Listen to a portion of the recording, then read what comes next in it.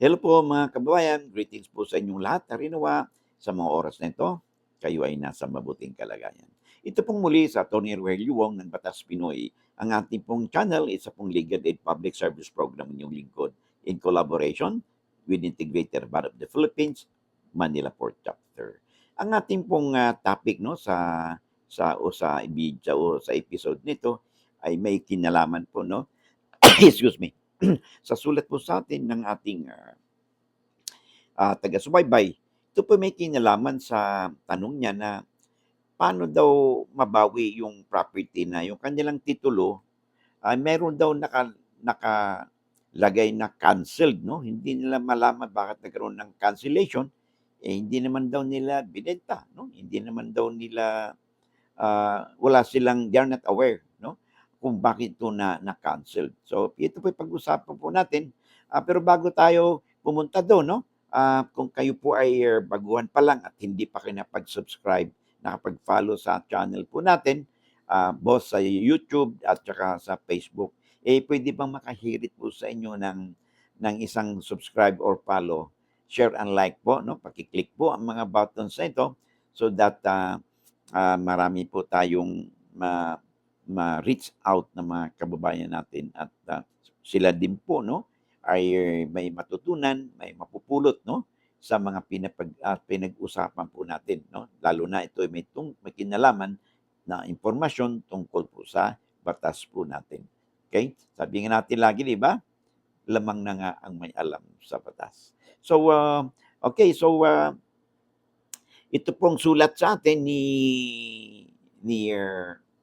ni Florhansi Wadia. Florhans Wadia das W2R. Yun po ang kanyang username. Okay. Dahil hindi po naman kumpleto po ang kanyang sulat, sabi niya dito, paano po mabawi yung lupa with title? Pero may malaking canceled sa gitna. Pero hindi naman nabenta yung lupain. Okay. So, una, pag sinabing cancel po ang titulo, may nakalagay po, ay ibig sabihin nito ay wala na pong visa po yan. Now, sabi ninyo ay hindi nyo alam, wala namang naging bentahan.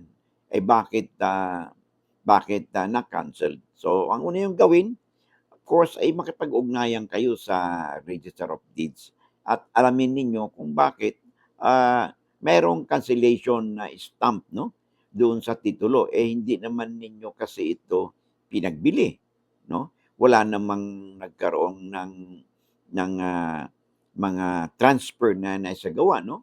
So kasi ganito yan no, ang mga posibilidad niyan kaya there are two ways of pag-transfer po ng titulo.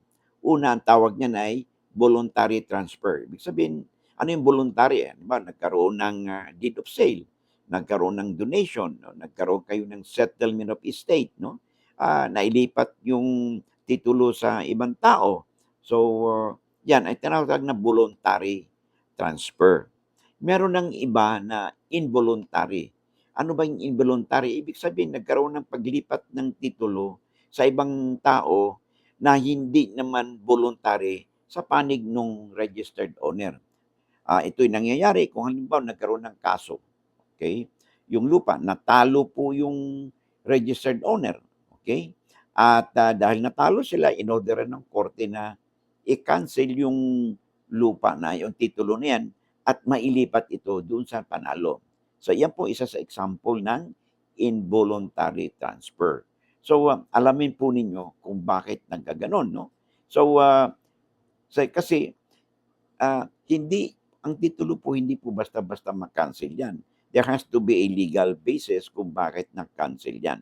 Okay? Now, if it turned out na posible rin kasi na nagkaroon ng yung titulo ng hawak ninyo, hindi ninyo alam, no? Ay meron pong naging biktima po kayo ng fraud. Okay? So, palabasin na lang na halimbawa ay nawala po ang inyong titulo.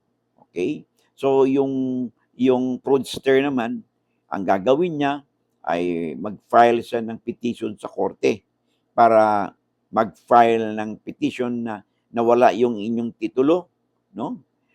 Palabasin niyan nagkaroon ng halimbawa bentahan at nawala yung titulo, siya yung buyer, no? So mag-file siya ng petition sa korte for reconstitution of the lost title.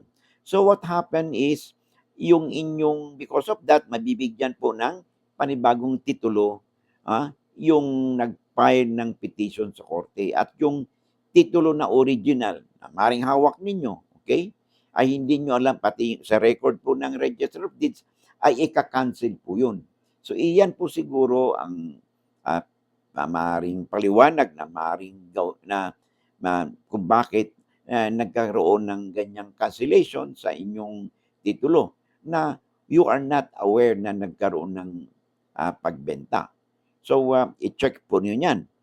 Pag it-turn out po na nagkaroon po ng fraud, no, doon sa pagpa-cancel ng inyong titulo, then pwede po kayong mapila sa Register of Deeds, or kung hindi, ay pumunta na po kayo sa husgado. At doon sa korte, ay mag-file kayo ng complaint for the reconveyance, no, para ibalik, no, ang lupa na iyan na napatituluhan sa iba, at ma-cancel po yung bagong titulo na inisyo at i-reinstate, no, yung inyong titulo, no, from canceled to hindi na sa canceled. That is kung meron po kayong ebidensya na nagkaroon po ng fraud or irregularities, no, doon po sa doon sa pagpalipat ng titulo at pag-cancel ng inyong titulo. Remember po, no, ang ating pong touring system, yung titulo po natin, iyan na po yung ginagarantiya po yan ng Republika ng Pilipinas.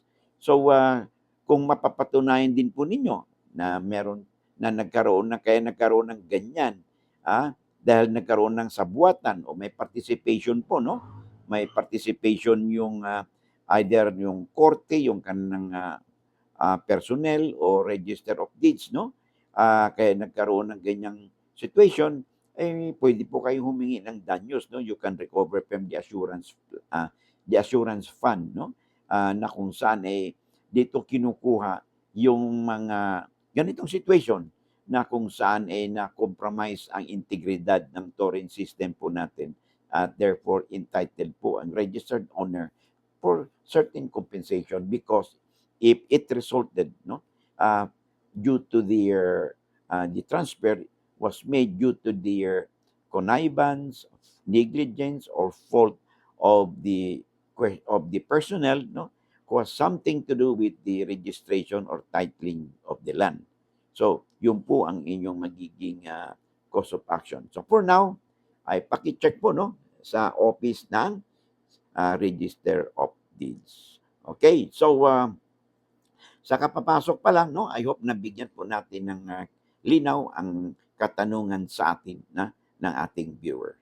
At kung kapapasok lang po ninyo, and if you find our videos interesting and informative, kung hindi pa kayo napag-subscribe, paki-click po ang follow sa Facebook and subscribe po dito sa YouTube, no? And of course, share and like po natin, i-click po natin upang sa ganon ay mahuli po tayo ng algorithm ng YouTube and marami po tayong ma-reach out ng mga kababayan, kaibigan ninyo, or it could be your friends, your neighbors, no?